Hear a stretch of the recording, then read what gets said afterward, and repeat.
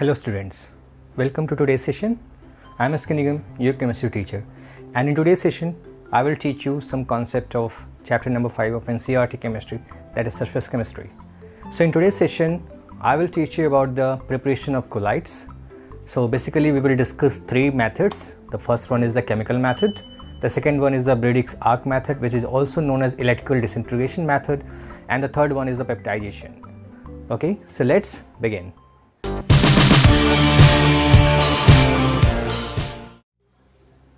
तो आज की हमारी हेडिंग है प्रिपरेशन ऑफ कोलाइड्स।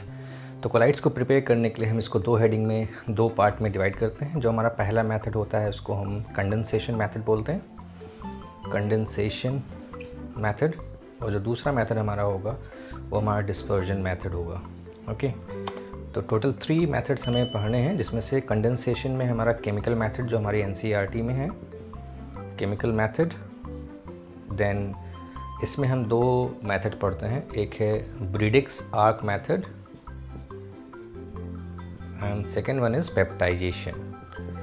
तो ये दो मेथड से हम, ये टोटल 3 मेथड हो गए, chemical, Briggs arc and peptization. तो वन बाय वन हम शुरू करेंगे। तो पहले हम केमिकल मेथड यानी कंडेंसेशन। तो कंडेंसेशन का मतलब समझ लीजिए, डिस्पर्जन का मतलब समझ लीजिए। कंडेंसेशन मेथड में हम जो हमारे कह सकते हो स्मॉलर पार्टिकल्स होते हैं, स्मॉलर पार्टिकल्स को हम कोलाइडल में कन्वर्ट करते हैं। ओके, और इसमें हम डिस्पर्जन में क्या करते हैं, जो बिगर पार्टिकल्स होते हैं, बिगर पार्टिकल्स को हम कोलाइडल में कन्वर्ट करते हैं। ओके, तो ये होता क्या है, इसमें कलेक्शन होता है, मतलब छोटे छोटे पार्टिकल्स मिलके बड़े हो जाते हैं, इसमें बड़ा पार्टिकल ब्रेक डाउन हो जाता है छोटे पार्टिकल में। इस तरीके से हम इनको समझते हैं। तो हम पहले केमिकल मेथड्स पे चलेंगे। केमिकल मेथड, जो हमारी पहला मेथड है वो है केमिकल मेथड्स का मतलब है इनमें केमिकल रिएक्शंस इन्वॉल्व होंगी, जिसमें पहले अगर हम बात करें तो हमारे बुक में 4 इक्वेशन मेंशन की हुई है। एक है डबल डिकम्पोजिशन, तो मैं आपको सीधे बुक की हेडिंग पे ले चलूँगा। आपको देखिए रिएक्शंस सामने दिखाई पड़ रही है। ओके, तो इसमें देखिए डबल डिकम्पोजिशन, जिसको हम डबल डिस्प्लेसमेंट रिएक्शन की कैटेगरी में भी रख सकते हैं। इसमें होता क्या है, जैसे आर्सेनिक ऑक्साइड है, अगर इसको H2S से रिएक्शन करते हो तो इसमें डिस्प्लेसमेंट हो रहा है और ऑक्सीजन और सल्फ़र की पोजीशन एक्सचेंज हो रही है, तो ये आर्सेनिक सल्फाइड का सॉल्ट प्रिपेयर हो जाता है।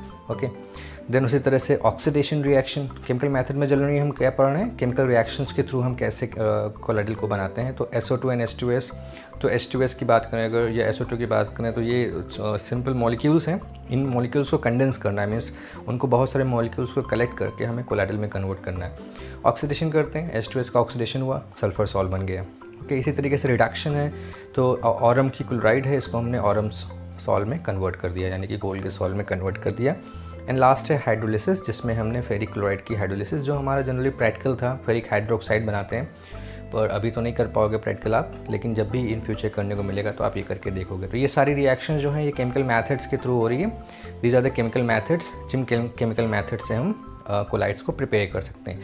वाई ये कंडेंसेशन मैथड में क्यों आते हैं, क्योंकि हम इनमें स्मॉलर पार्टिकल से कोलाइडल रेंज की बड़े पार्टिकल्स को प्रिपेयर कर रहे हैं। ओके, तो by the name of the reaction questions board में पूछे हुए हैं, आप इसको अच्छे से याद कर लेंगे, ऐसे ही जैसे इसमें मेंशन किए हुए हैं, और इसमें कुछ खास नहीं है। अब हम चलते हैं इलेक्ट्रिकल डिसइंटीग्रेशन या ब्रिग्स आर्क मेथड की तरफ, जो कि हमारा डिस्पर्जन मेथड है। ओके, तो जो हमारा सेकेंड होगा वो इलेक्ट्रिकल डिसइंटीग्रेशन है, इलेक्ट्रिकल डिसइंटीग्रेशन, या फिर इसको हम ब्रिग्स आर्क मेथड के नाम से भी जानते हैं, क्योंकि इसमें एक आर्क लगाई जाती है और इसमें हम बहुत हाई पोटेंशियल की करंट को पास करते हैं। इसमें होता क्या है कि मान लेते हैं एक कंटेनर है, इस कंटेनर के चारों तरफ आइस बात लगी होती है। आइस बात क्यों, क्योंकि वो टेम्परेचर को कूल रखेगी। ये आइस की बात है, आइस बात, और इसके अंदर डिस्पर्जन मीडियम भरा होता है, जैसे जनरली डिस्पर्जन मीडियम वाटर ही होगा।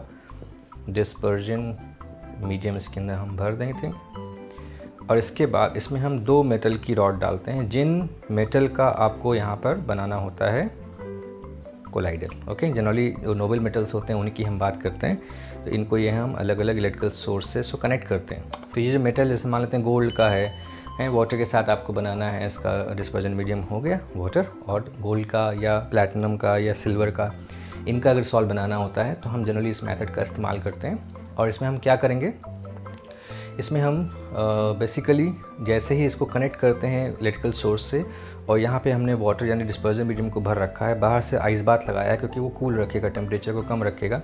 जैसे इसमें आप हाई पोटेंशियल की करंट पास करोगे, वैसे ही ये जो मेटल है ये वेपराइज होगा, वोलेटाइल होगा, ब्रेक डाउन हो जाएगा। क्योंकि एक रॉड है, एक बिगर पार्टिकल मैंने आपको बताया था, ये डिस्पर्जन मेथड है जिसमें बिगर पार्टिकल को हम कोलाइडल में कन्वर्ट करते हैं। तो ये जो मेटल की रॉड है, ये मेटल की रॉड डिसइंटीग्रेट कर सकते हो इसको, मतलब कि ब्रेक डाउन होगी और ये मेटल्स के मेटल्स में टूट जाएंगी, मेटल के एटम्स में टूट जाएगी, बिकॉज इलेक्ट्रॉन गेट एक्साइटेड।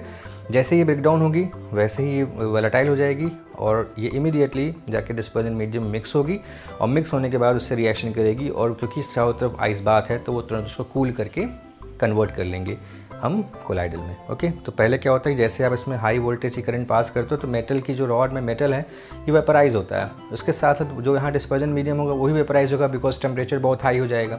जैसे वेपराइज होगा तो क्योंकि ये जो है आइस बात से सराउंडेड है, तो वेपर्स जैसे ही ऊपर पहुँचेंगे दोनों के, इमीडिएटली वो कूल हो जाएंगे और ये कोलाइडल सॉल्ट में कन्वर्ट हो जाएंगे। तो बेसिकली इनमें हम उन्हीं मेटल्स की बात करते हैं जो जनरली नोबल होते हैं, जो जनरली केमिकल मैथड से आप नहीं बना सकते हो, जिनको उन्हीं मेटल्स के लिए ये ब्रिडिक्स आर्क मेथड का हम इस्तेमाल करते हैं। जो थर्ड है हमारा पेप्टाइजेशन, जिससे काफ़ी इंपॉर्टेंट है पेप्टाइजेशन मेथड के लिए आपके बुक में शायद डेफिनेशन भी दी होगी, अगर आप देखेंगे तो आपको मिल जाएगा। Peptization it may be defined as the process of converting a precipitate into colloidal salt by shaking it with dispersion medium in the presence of a small amount of electrolyte. Okay, तो जिस electrolyte की इन्होंने कहा है कि मान लेते हैं कि कोई एक कंपाउंड है, एक कंटेनर है, इस कंटेनर में कोई प्रेसिपिटेट भरा हुआ है NaPPT, तो इसमें डिस्पर्जन मीडियम के साथ साथ आप कोई इलेक्ट्रोलाइट डालोगे। जैसे कोई इलेक्ट्रोलाइट डालोगे तो वैसे ही ये प्रेसिपिटेट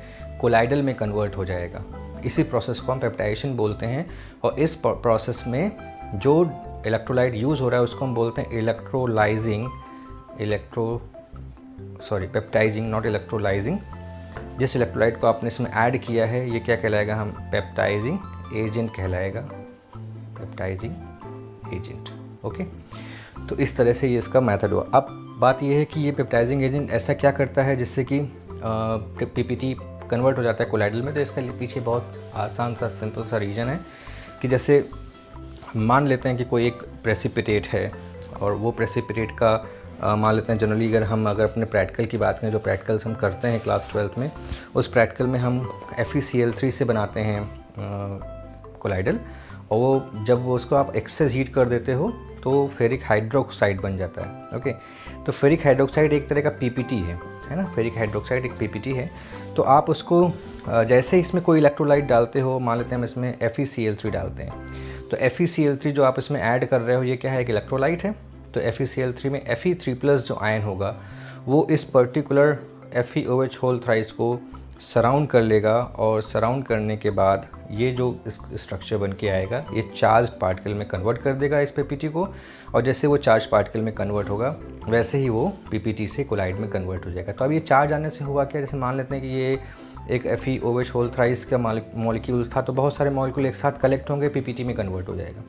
लेकिन जैसे Fe3+ यहाँ पे आएगा, मान लेते हैं Fe3+ ने इसको सराउंड कर लिया सब तरफ से, तो हर एक FeOH होल थ्राइस को ऐसे ही Fe3+ सराउंड करेगा, मतलब यहाँ पर जो Fe3+ होगा उसके चारों तरफ भी प्लस साइन आ जाएगा ऐसे ही, है ना। तो और आप जानते हो कि like charge repel each other, ये क्या है, FeOH का होल थ्राइस, मतलब ये PPT के मॉलिक्यूल थे, दो मॉलिक्यूल्स को समझा रहा हूँ मैं, ये दो मॉलिक्यूल्स थे, ऐसे इधर भी एक मॉलिक्यूल हो जाएगा आपका, है ना। तो ये वाला मॉलिक्यूल जो है ये भी पॉजिटिव साइन रखेगा, तो ये सारे सेम चार्ज हो जाएंगे। और लाइक चार्ज क्या करते हैं, like charges repel each other का कॉन्सेप्ट है, तो ये चार्जेस एक दूसरे को रिपेल करेंगे और ये सेपरेट हो जाएंगे। तो जो PPT में हज़ारों लाखों की संख्या में मॉलिक्यूल्स एक साथ जुड़े हुए थे वो अब सेपरेट हो जाएंगे और ये कोलाइडल की रेंज में आ जाएंगे। तो इस तरीके से पेप्टाइजेशन में हम किसी प्रेसिपिटेट को, ये एक प्रेसिपिटेट था, इस प्रेसिपिटेट को हमने कोलाइडल में कन्वर्ट किया। कैसे? क्योंकि जो प्रेसिपिटेट था उसने किसी एक पर्टिकुलर चार्ज को अपने ऊपर एडजॉर्ब कर लिया, जिसकी वजह से ये चार्ज हो गया, और सब पे सेम चार्ज है तो वो एक दूसरे को रिपेल करेंगे, और चार्ज रिपेल करेंगे तो वो एक दूसरे से सेपरेट हो जाएंगे। तो अगर इतना बड़ा टुकड़ा है तो टूट के इतना छोटे छोटे टुकड़ों में हो जाएगा, तो ये कोलाइडल रेंज में लाई करेगा, ये मतलब है इसका। तो ये तो हो गया हमारा प्रिपरेशन। तो प्रिपरेशन की हेडिंग में इतना ही। तो अभी के लेक्चर में सिर्फ हम इतना ही पढ़ेंगे, preparation of colloids. Next lecture में हम जाएंगे प्यूरिफिकेशन ऑफ कोलाइडल सॉल्यूशंस की तरफ। ओके।